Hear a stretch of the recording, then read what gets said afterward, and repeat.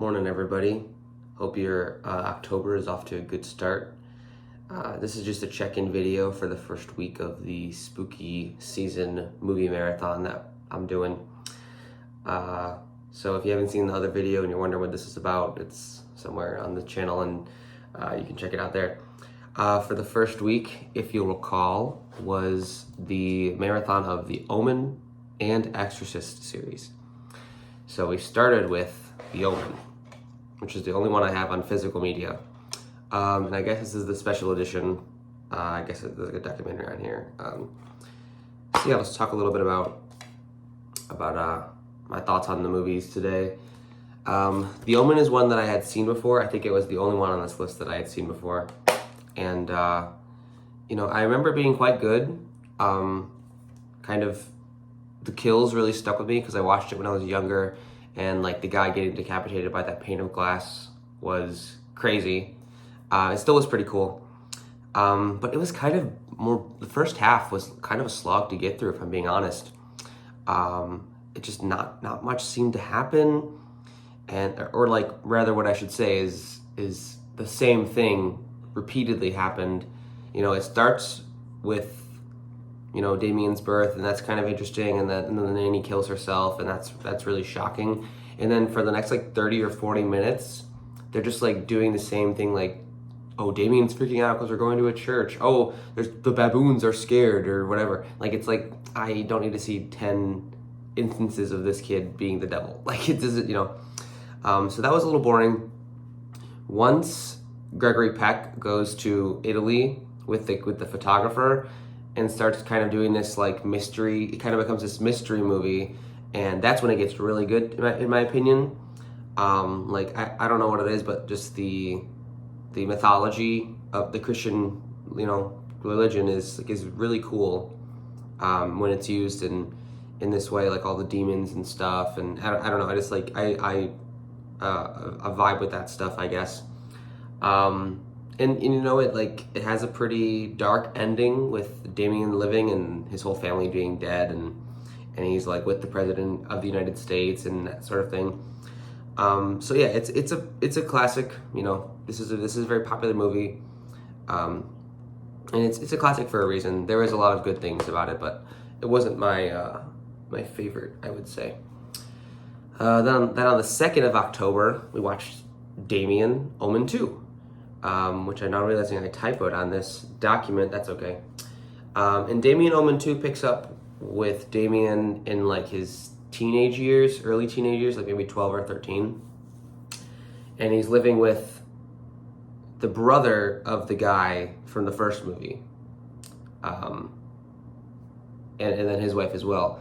And this movie, he's staying at this military academy kind of boarding school type thing. And the hook of the movie is that he's still not, even when he was a child, it seems that he didn't fully understand what was happening. He was just kind of going along with whatever was happening around him.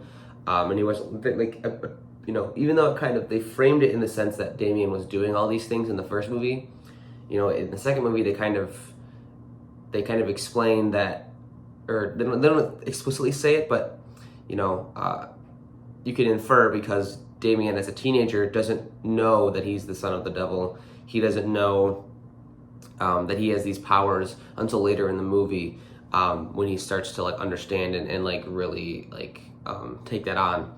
So this movie is kind of the same in my opinion. Is the beginning, I was pretty intrigued. The premise was really interesting. I thought that it was cool that they were continuing Damien's story. And then it kind of had a lull for maybe 45 minutes to an hour where things just kind of happened and didn't I don't know, it didn't affect me. It didn't stir anything up in me emotionally or anything like that. I wasn't scared. I wasn't really interested in what was happening. People just kept dying and I kind of lost interest. But I think the ending was really good, which I'll spoil here. I don't really mind, so if you want to skip spoilers, you can just cut ahead. I don't know if I'm not gonna put a timestamp or anything. Just cut ahead a minute or something.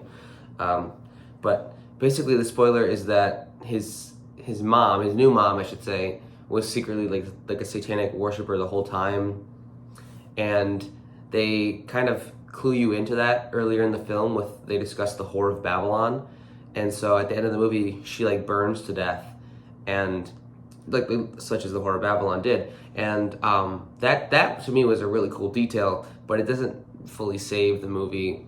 Kind of following the same beats as the first one, a lot like, you know, with the mystery and some journalist or archaeologist coming and telling the family about this, and you know, I will say that again, I did enjoy like the expansion of the mythology, the lore, I guess you might say, with Ygale's Wall and the Whore of Babylon and other things, and you know that stuff interests me with this series, but just like the random killings and stuff like that. Just, you know, although I will say the kills were pretty cool. The best one, of course, is the elevator one, where the dude is like severed in half by the elevator cable. That was pretty sick, and extra points because the actor is the principal from Ned's Declassified School Survival Guide, which I watched as a kid. So that was fun to like see him in this movie and be like, oh, that's that dude? That's cool. So yeah, it was a decent movie. I don't know if I would recommend it or anything. And then moving on, Omen 3. This one's subtitled The Final Conflict. This one immediately piqued my interest because Sam Neill is in it as Damien, and you know, Sam Neill is a pretty cool actor. I like him a lot in the Mouth of Madness. Of course, he's in the Jurassic Park movies, and he's good. That's kind of in Event Horizon too, and he's pretty good in that.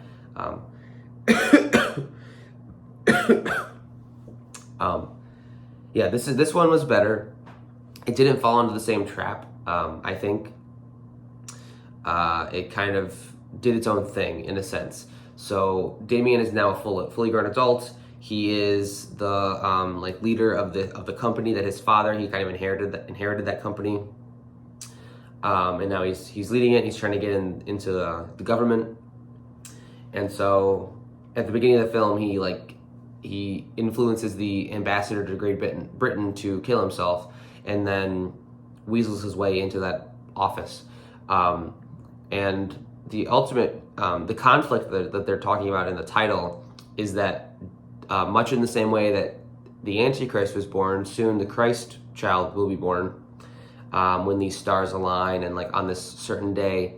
And so Damien has some people in his corner, and then there's this like monastery of like 7 or 8 monks who become assassins that are trying to kill Damien before he can kill the Christ baby.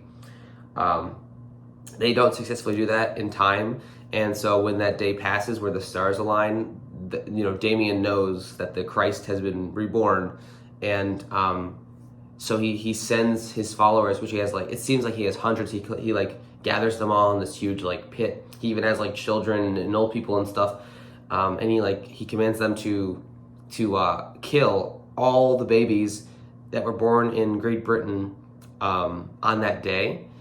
And so yeah, they go out and they do that. They don't show anything in like explicit detail, but there's some like pretty crazy stuff. Like a priest. This is kind of a silly scene, but it's kind of cool. Is like the priest is baptizing the baby, and he's secretly a follower of Damien.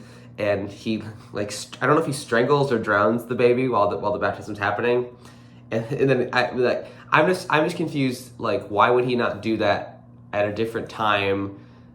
Like instead of doing it in front of everybody. It's for shock value, of course, and so it's fine. But it was just kind of silly. And then, you know, the movie culminates with like a, you know, kind of a twist, I guess you would say. Because they're trying to convince you that his like secretary guy, Harvey Dean, his wife gave birth to a child, a boy.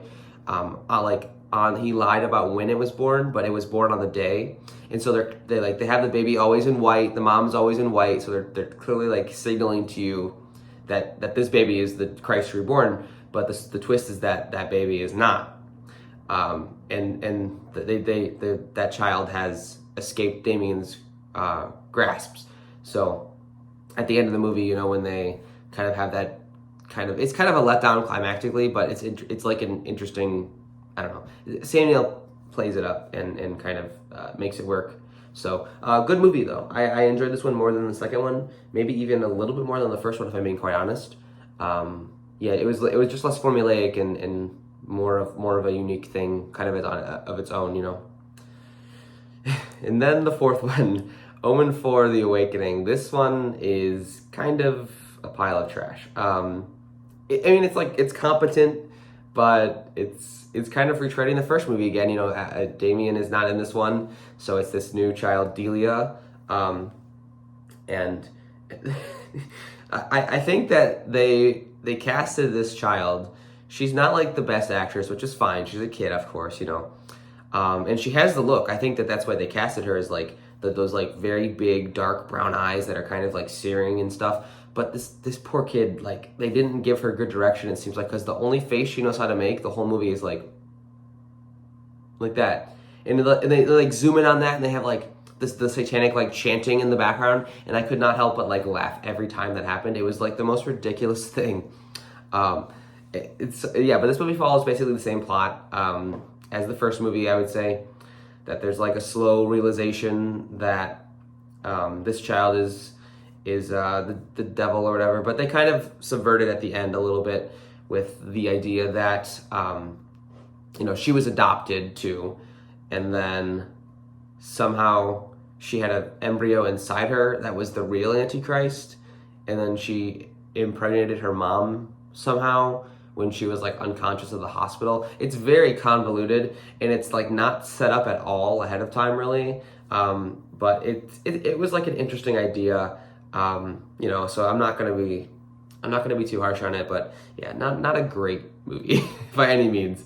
So that's all the Omen films. If I had to rank them, I would definitely say I think Omen 3 is gonna take the first spot, followed by Omen, the original, then Omen 2, and then Omen 4. I think that the Omen 1 and the Omen 3 are worth watching, and the Omen 2 and 4 you probably could skip unless you're like really invested in the story or want to just like see more Damien stuff, I guess.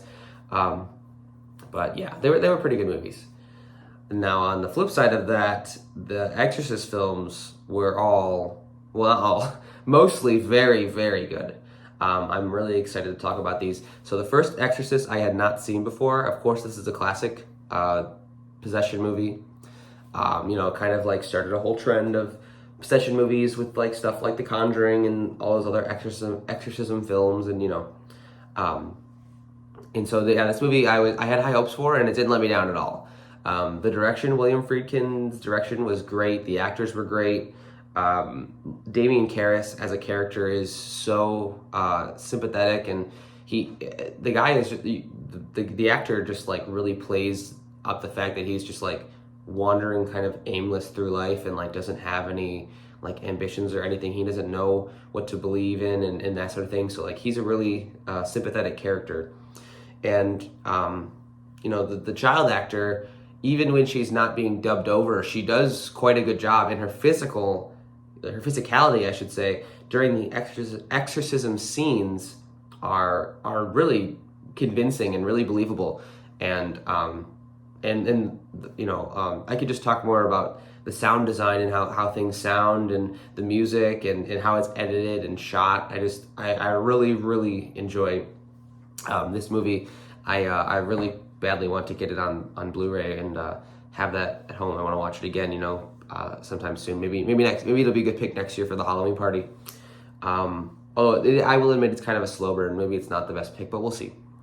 And then the follow-up to that movie is The Exorcist 2. And this one is often derided as one of the worst films of all time, according to Wikipedia. It's like on the Wikipedia page, that's like in the initial blurb is like they're talking about how it's on the list of worst films of all time based on like critic reaction and reaction to people who were tied to the original film. This is not directed by William Friedkin. The original author, William Peter Blatty, had no involvement in it at all. So this is kind of like I don't even know. I don't know the story behind it, but it's kind of a mess, to be honest. It's not as bad as everyone says. I've seen much, much, much worse films. And it just kind of takes a very different approach than the first movie, and so I think that at the time that was kind of off-putting to audiences. And there's also some like confusing stuff about like being in Africa and trying to find this like Kokomo guy but like the main plot is there. Like it's very confusing. You will be confused, I think. But like there's something to be said about this movie. It's not as bad as everyone says. I think it deserves reevaluation. You know, there's cool stuff about it. I have to admit. I think that some of the acting is kind of wooden. It's kind of unbelievable, and like, you know, it's very obviously like they're reading their lines sometimes and not like acting, quote unquote. You know, and acting is hard. I'm not trying to, you know, diss anybody, but you know, things sometimes it didn't like come off as believable, but you know, and the ending is really cool. I think the last maybe 20 minutes is like kind of a fun throwback. They go back and visit the original house in Georgetown and everything, and that's like a pretty neat way to end it and tie it with the original film. This is more of like a very direct sequel, whereas The Exorcist 3 is kind of loosely related. There are some returning characters from the first movie, but Reagan's not in it. She is mentioned at one point. The characters who return are Father Dyer from the first film, who was, you know, a close friend of Father Karras, and then the police investigator, like Friedlander. Oh, I gotta think of it now. He's played by George C. Scott, which I know him from The Changeling, which is a very, very good haunted house movie that I really love. His character's name is William F. Kinderman. So there's that. So George C. Scott is not reprising the role; it's a different actor, which is why at the beginning of the movie, and Father Dyer is a different actor too, I think. I didn't know that those were characters from the first movie, even though I had just watched the first movie. I didn't remember the names off the bat, but like at a certain point, I realized, oh, Father Dyer sounds familiar. Is that from the first movie? And I had to look it up. And this is an interesting one because The Exorcist 3 is written and directed by William Peter Blatty, who wrote the original novel that it's based on, which is Legion, the sequel to The Exorcist. And I gotta say, this is the best one by far. This movie, it was awesome. It was like mind blowing, so cool, so cleverly written and edited. There's like, it's 110 minutes, but there is no fluff. It's like it's all killer. It's so good. I'm like at a loss for words of how to like talk about this movie because I just love it so much. I would say if any movies that you, after watching this video, that you go and see, I would make it The Exorcist and The Exorcist 3. You can skip Exorcist 2. Unless you really are interested and have the time, I don't think you need to watch it. But you know, I think The Exorcist 3 is a really special movie. And yeah, I'm wanting to like rewatch it already. Like I want to go back and like experience the way it made me feel. You know, it's something to be said that a horror film, after watching horror movies for years and years, there's something to be said that this movie made me feel like genuinely feel something like tension and even like you know, other emotions that you don't typically feel when you're watching horror movies. You know, like a lot of scary movies, they're just trying to make you feel scared, or they're trying to entertain you with blood and gore if it's like a slasher movie or something. And this movie had like a lot of like philosophical weight to it, it felt like, and there was a lot of tension, like I said, and the actors were just like incredibly playing off each other and delivering lines that were so believable. Like it felt like they really felt those lines to their core, like they were really those characters.